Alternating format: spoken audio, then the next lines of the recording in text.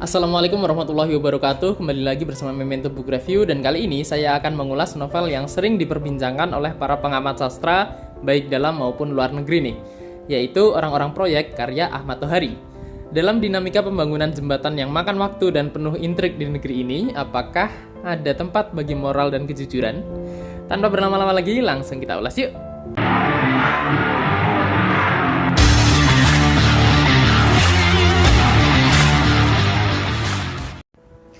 Novel ini pertama kalinya adalah cerita bersambung di harian Kompas, kemudian diterbitkan sebagai buku pada tahun 2002. Novel ini jelas sekali ya merupakan bentuk kritikan Ahmad Tohari terhadap kebiasaan pembangunan di Indonesia, terutama pada masa Orde Baru.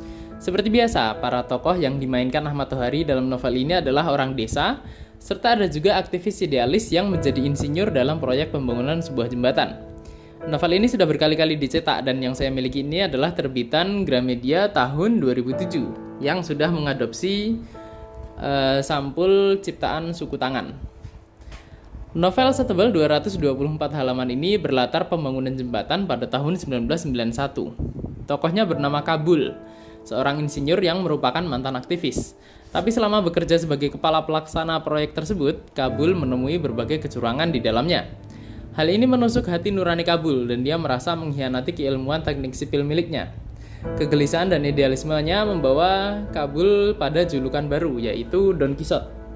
Pengucapan Jawa dari tokoh Don Quixote dalam novel Miguel de Cervantes yang akan saya ulas nanti. Yang ceritanya ini adalah tentang orang yang menjadi pahlawan di dalam pikirannya sendiri. Dan Kabul diejek seperti itu juga gitu. Idealismenya adalah dia ingin menjadi pahlawan dalam pikirannya sendiri. Untuk gaya bahasa dalam novel ini ringan, seperti khas Ahmad Tohari. Penggambaran latarnya terasa mengena sekali, seakan kita ikut hidup dalam ekosistem proyek tersebut. Secara umum, gaya bahasanya tidak berbunga-bunga, to the point dan enak sekali dicerna. Percakapan di dalamnya juga terasa membumi sekali, cocok bagi kita yang ingin menikmati sastra Indonesia dengan santai tapi penuh makna. Untuk alurnya, novel ini maju ya. Kita sering mengikuti pikiran Kabul dan bagaimana dia menemui berbagai masalah dalam pembangunan proyek. Salah satu konflik yang paling saya ingat adalah ketika warga melabraknya dan menuduh proyek ini menggunakan tumbal manusia.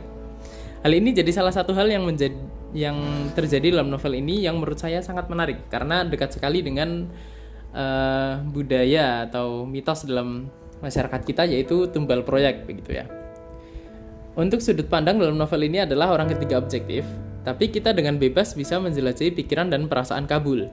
Hanya saja kita ikut memiliki pengetahuan yang terbatas, ikut jadi idealis, dan bisa jadi bersimpati dengan mudah dengan tokoh Kabul, baik dalam prinsip idealisnya maupun dalam perjalanan romantisnya.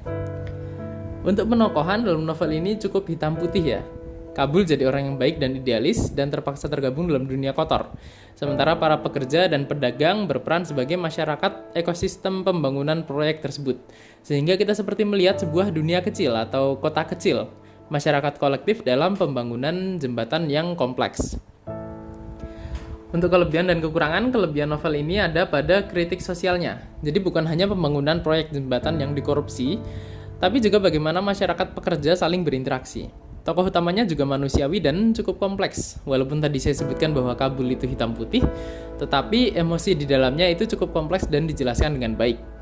Kabul memang digambarkan sebagai pejuang hati nurani, tapi dia juga rapuh dan mudah terombang-ambing.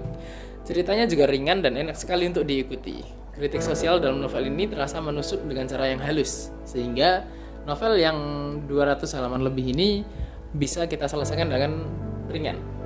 Sayangnya, menurut saya hal itu juga yang jadi kekurangannya. Bagi beberapa orang, mungkin novel ini terasa terlalu datar dengan alur yang terlalu lambat. Selain itu, beberapa tokoh dalam novel ini terasa seperti tokoh satu dimensi, hanya hadir sebagai makna simbolis dan bukan sebagai pribadi manusia yang utuh. Tidak punya kedalaman emosi atau perubahan sikap yang signifikan.